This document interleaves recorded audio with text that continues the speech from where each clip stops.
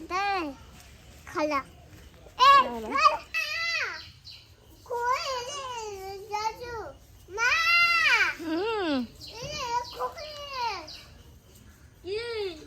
এটা এটা সুন্দর না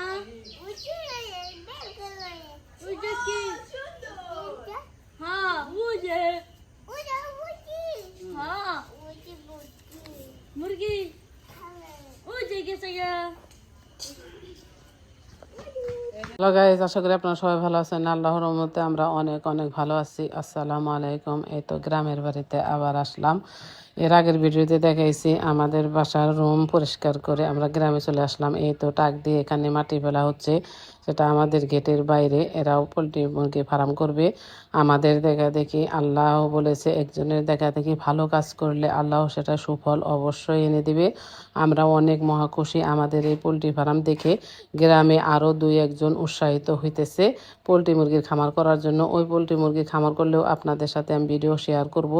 দোয়া করবেন আমাদের জন্য। আমাদের এই ছোট ছোট ভালো কাজে যেন গ্রামের আরও কিছু মানুষ উৎসাহিত হয়, তারা যেন স্বাবলম্বী হতে পারে। মার্শাল্লাহ, এবার দিয়ে আমরা 3বার এই ব্রয়লার মুরগির সেট করেছি। আমাদের মুরগি তো মার্শাল্লাহ অনেক ভালো হয়েছে। দেখেন ভোরের সকাল, এই ভোরের সকাল গ্রামের কৃষক কৃষানীদের বুকে প্রশান্তি এনে দেয়। এরকম ভোরের সকাল, শিশির হেমন্তের সকাল আপনাদের সাথে ভিডিওতে শেয়ার করে আমার তো অনেক ভালো লাগছে। আর আমার এই খামারের চারিপাশের ভিউটা আপনাদের দেখালাম। দেখেন মার্শাল্লাহ অনেক সুন্দর আমার এই খামারের চারিপাশে।